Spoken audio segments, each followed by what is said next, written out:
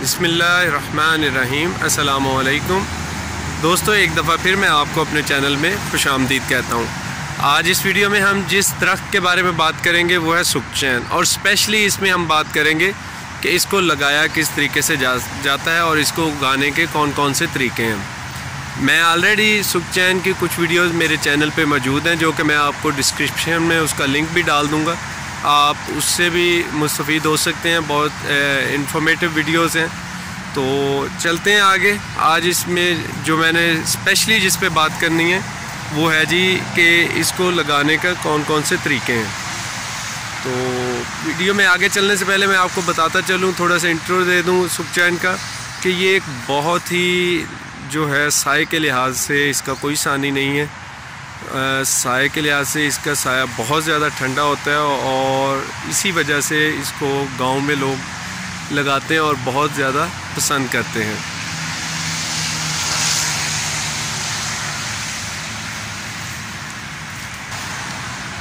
اس کے اگاؤ کا جو مین سورس ہے وہ اس کا بیج ہوتا ہے۔ اس کو پھول لگتے ہیں، پھول کے بعد اس کا وہ جو پھول ہے وہ ایک گری نما شکل میں کنورٹ ہو جاتا ہے، اور وہ گری جو ہے وہ لائک جیسے آپ بادام کی گری ہوتی ہے ایسے ہوتی ہے، اس کے اوپر کافی سخت پھول ہوتا ہے۔ تو پہلا سورس تو اس کا یہ ہے کہ وہ گریاں جب نیچے زمین پہ گرتی ہیں تو درخت کے نیچے آٹومیٹیکلی پلانٹس اگ آتے ہیں اس کے، اور وہاں سے بھی اس کو ٹرانسپلانٹ کیا جا سکتا ہے۔ اور سیکنڈلی اگر آپ اس کو لگانا چاہتے ہیں تو آپ اس کو پاٹ میں بھی لگا سکتے ہیں، اس کے بیج سے گرو کر سکتے ہیں، اور ویسے اگر آپ زمین میں بھی اس کو چاہیں تو ایزیلی گرو کر سکتے ہیں۔ تو لگانے سے پہلے آپ نے جو گری اس کی لینی ہے جو وہ کمپلیٹ سوکھی ہوئی ہو، گیلی گری نہیں لینی، اور اس کو آپ نے کوشش کرنی ہے کہ اس کے اگر آپ گری کو جو خول سمیت بھی اگر زمین میں لگائیں گے تو وہ اگائے گا، لیکن اگر آپ اس کو خول سے نکال کے جو سخت خول ہوگا اندر جو گری ہوگی، اگر اس کو آپ اس میں سے نکال لیں خول سے تو تب لگائیں تو وہ زیادہ جلدی گرو کرے گا اگر آپ اس کو خول سے نکال لیتے ہیں۔ تو لگانے کے لیے اس میں آپ کوئی اسپیشل ٹریٹمنٹ کی ضرورت نہیں ہے۔ پاٹ میں مٹی لے لیں، اس میں آپ میرا مٹی لیں، اور جو ہے اور اس میں آپ تھوڑی سی بھل والی مٹی مکس کر کے اور اس میں گری لگا دیں اور اس میں پانی لگا دیں، تو یہ آپ کو 2 سے 3 ویک میں وہ پودا تقریباً اپنی گرو شروع کر دے گا اور باہر آ جائے گا۔ پانی کوئی بہت زیادہ کی ضرورت نہیں ہے، پانی جب آپ دیکھیں کہ پاٹ سوکھا ہوا ہے تو اس وقت آپ اس کو پانی دے دیں۔ اب میں آپ کو تھوڑا سا سکھ چین کے بارے میں تھوڑی سی انفارمیشن دیتا چلوں کہ سکھ چین جو ہے وہ پنجاب میں بہت ہی مشہور درخت ہے، اور یہ سائے کے لحاظ سے اس کا کوئی ثانی نہیں ہے۔ اس کا سایہ کیونکہ یہ کافی گھنا ہوتا ہے، اس کے پتے جیسے کہ آپ کو شکل میں نظر آ رہے ہوں گے ماشاءاللہ، یہ بہت گھنا اور اس کا سایہ بہت زیادہ ٹھنڈا ہوتا ہے۔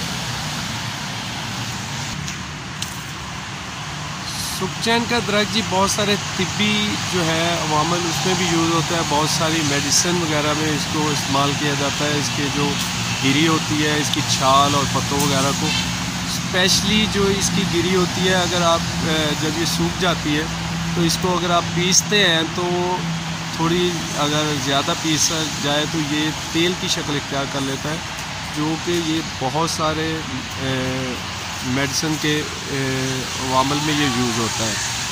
تو اس کے علاوہ اس کی جو مسواک ہے وہ بہت زیادہ مشہور ہے۔ مسواک کے لحاظ سے یہ بہت ہی زیادہ مشہور ہے۔ اس کی مسواک جو ہے وہ دانتوں کے درد میں بہت ہی کارآمد ہے، دانتوں کی صفائی کے لیے بہت کارآمد ہے۔ ماس کھورا وغیرہ جو ہوتا ہے، گرم ٹھنڈا لگنا، یہ تمام جو ایسی بیماریاں ہیں وہ اس کے مسواک سے دور ہو جاتی ہیں، اور یہ بہت ہی اس معاملے میں کارآمد ہے۔ اور اگر اس کی پراپر کٹنگ کرتے رہیں نیچے سے اور یہ اوپر بڑھتا جائے تو اس کی تقریباً لینتھ جو ہے اس کے پودے کی وہ 30 سے 40 فٹ ہو جاتی ہے۔ اور پراپر کٹنگ سے اس کا ایک یہ بھی فائدہ ہوتا ہے کہ یہ ایک چھتری نما شکل اختیار کر لیتا ہے، اور جس کی وجہ سے اس کا سایہ جیسے کہ میں پہلے بھی بتایا کہ بہت گھنا اور ٹھنڈا ہوتا ہے۔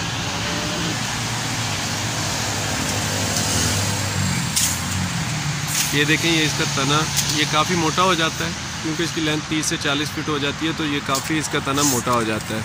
لکڑی اس کی کچھ ایسا خاص استعمال نہیں ہوتی، لیکن جو اس کے پھل ہے وہ اور پتے وغیرہ اور چھال وغیرہ اس کو میڈیسن وغیرہ بنانے میں استعمال ہوتی ہے۔